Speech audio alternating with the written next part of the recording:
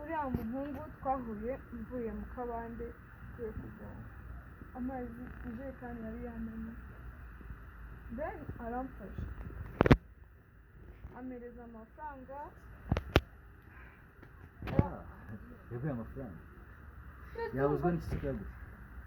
nuko ari cyamushakaga wenyine reka mbanze nkubaze wowe uhuye n'umuntu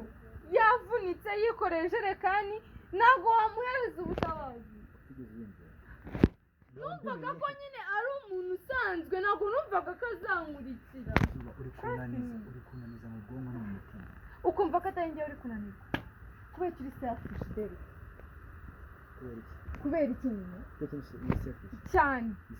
umva birenze no kubitekereza ahubwo Freeze ni ngombwa gutyo hano ntabwo kuza audience hano mu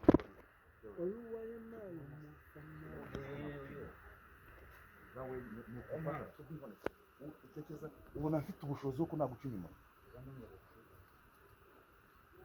ariho utangira kugira ama emotion hanyuma ubanza ko nugira ama emotion